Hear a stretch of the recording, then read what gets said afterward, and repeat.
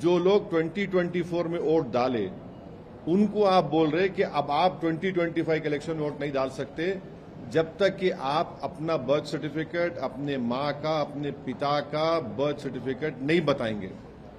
तो ये खुद ये आप एक वो कर दिए। अच्छा, मिसाल के तौर पर अगर कोई बिहार में कोई पार्लियामेंट इलेक्शन में फर्ज करिए कोई 20,000 वोट से कोई सीट हार गया, कोई पार्टी का कैंडिडेट, और आप ये बोलेंगे समर इंटेंसिव रिवीजन में कि यहां पर 20,000 नाम गलत थे, इलीगल माइग्रेंट्स थे, शिफ्ट हो गए, तो फिर 24 का इलेक्शन चैलेंज करना तो मेरे को, फिर आप मेरे को चैलेंज कर दो 24 का इलेक्शन।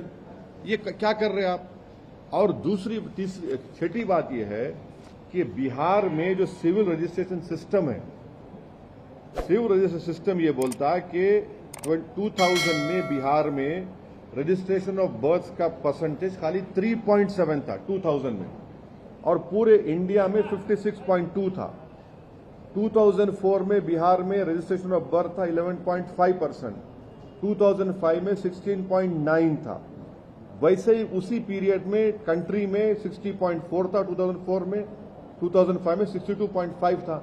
आप जो क्या बोल रहे भी, आप क्या बोल रहे कि इलेक्टर्स जो 1787 के बाद पैदा हुए उन्होंने अपना date of birth, place of birth बताना, फिर जो 17/1987 से 2/12/2004 तक पैदा हुए वो लोग अपना डेट ऑफ बर्थ देना, प्लेस ऑफ बर्थ बताना, अपने मां का या पिता का देना, और जो 2/12/2004 के बाद पैदा हुए वो अपने मां, अपने बाप का, अपना खुद का देना।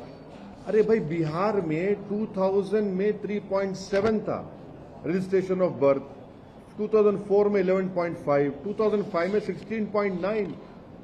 आप बगैर किसी पॉलिटिकल ऑल पार्टी मीटिंग बुलाए, कंसल्टेशन करे, आप पूरी वोटर लिस्ट का रिफॉर्म कर रहे हैं।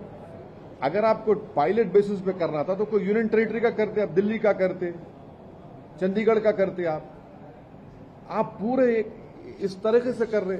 और एक हमारे को एप्रीहेंशन जो है वो ये है कि आप बीएलओस को अनब्रिडल्ड पावर्स दे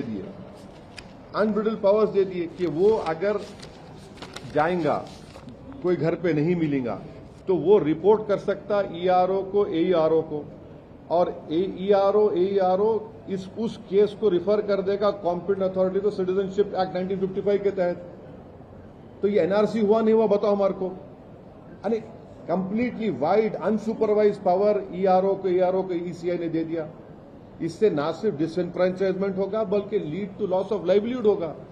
और हम ईसीआई को फिर से रिक्वेस्ट कर रहे हैं कि आप एक ऑल पार्टी मीटिंग बुलाइए और बताइए हमको कि आपने ये डेट्स क्यों चूज किया, ये जो डेट्स आपने दिए, और फिर differentiating documentary requirement between voters on the basis of age and date of birth, ये क्यों? अगर कोई एड्रेस अपना शिफ्ट कर लिया, ये आप एडिशनल डॉक्यूमेंट क्यों पूछ रहे हैं? एड्रेस चेंज हो गया तो आप कैसा पूछ रहे हैं मेरे सब चीजें, आप क्यों पूछ रहे हैं मेरे से आप ये? और लास्टली हम इलेक्शन कमीशन ऑफ इंडिया को ये बताना चाह रहे कि सुप्रीम कोर्ट का जजमेंट है जो इलेक्शन कमीशन ऑफ इंडिया को फॉलो करना पड़ता है। आप सुप्रीम कोर्ट से बड़े नहीं हैं। लाल बाबू हुसैन केस में जो सुप्रीम कोर्ट ने जो गाइडलाइंस दिए, जो आपको बताया, उसको भी आप वायलेट कर रहे हैं। तो ऑल इन ऑल ये एक्सरसाइज डिसएनफ्रेंचाइजमेंट को लीड करेगा। और कई आप सब लोग जानते हैं कि बिहार के नौजवान पलायन करते, कोई हैदराबाद के होटल में काम कर रहा, कोई मुंबई के, कोई दिल्ली होटल में काम कर रहा, कोई पंजाब के खेतों में काम कर रहा है। और सीमांचल का एरिया, स्पेसिफिक एग्जांपल दे रहा हूं, अब आप थोड़े दिन के बाद देखेंगे 1.5-2 महीने वो तकरीबन एरिया सीमांचल कट ऑफ रहता, हजारों एकड़ जमीन पानी फ्लड से कट जाती, गांव कट जाते, घर बह जाते। कैसे होगा बताइए? और ईसीआई के पास क्या डेटा है भाई लीगल माइग्रेंट्स का? शेयर करिए हमारे को आप। हम भी चाह रहे कि इलेक्टोरल साफ होना, मगर ये जल्दबाजी में फैसला लिया गया है।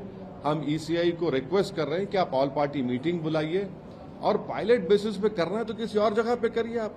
अगर कल बिहार में कई लोगों के नाम नहीं आएंगे, जो नहीं आ सकते, पूरी गारंटी दे रहा हूं मैं आपको, नहीं आएंगे कई लोगों के नाम, तो क्या करेंगे फिर आप?